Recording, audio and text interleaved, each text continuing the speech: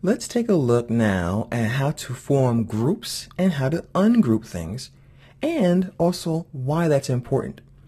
Now, we already talked about how to use layers, and we talked about the stacking order and how to select things.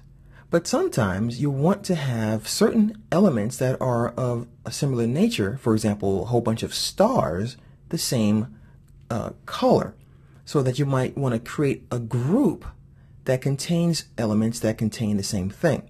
So if you have a layer full of leaves, or a layer full of sand, or beach balls, or marbles, or something like that, you might find it easier to have them all as a group so that you can manipulate one object and in turn manipulate all of them at the same time. So that was a whole bunch of explanation for something very simple, but I'm going to go ahead and quickly show you what I'm talking about. I'm going to once again use our good friend the stars. I'm going to draw out a couple of stars like so. Alright, so we're drawing some stars for a client.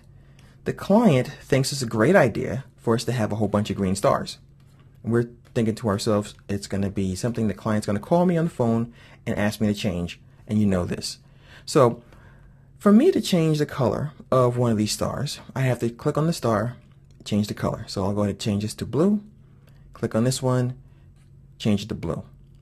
Now, of course, I can also just drag select and go up here to where the question mark is, and you'll see that there's a question mark now because in this group we have blue and green, so Illustrator doesn't quite know what we want to do. So we're going to go ahead and give it a color of blue, and now the question mark goes away. So we can always click and drag select things, but you know what, if you have a lot of different things going on, it could be quite a pain, especially if your client also wants you to resize everything at the same time. So what we're going to do is, with these guys all drag selected, I'm going to go back to the object menu. I'm going to choose group.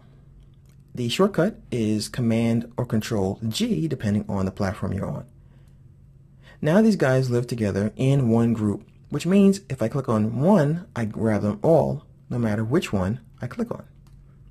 This also means that I can now change the colors of all of them, and I can change the strokes of all of them. I can change the strength of that stroke or the width of that stroke at any time. I can also scale the whole group at one time, and of course if I held down the shift key they would remain their proportion, and I can also rotate.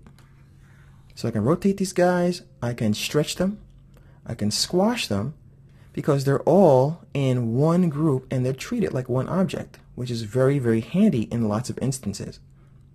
But what happens when you no longer want to have everything as a group? Just simply go back to the object menu and choose to ungroup them. Now when I click on the object, they now live on their own again. Now you also have the ability to lock certain things, and you don't just have to use the layers to do that. So I can go ahead and drag select all these stars again, go back to the object menu and choose lock, and I can choose to lock this selection. Now I can't manipulate it. Now this is pretty important to remember because there's been many times in the past where I've forgotten that I've locked things, but fortunately I knew where to go. So I can take another object now and I can draw on top of it without affecting those stars. I'll go ahead and change the color of this, give it a different color stroke, and I can simply manipulate this object and move it around without ever worrying about grabbing those stars. When I want to unlock things, just go back to the object menu and choose unlock all.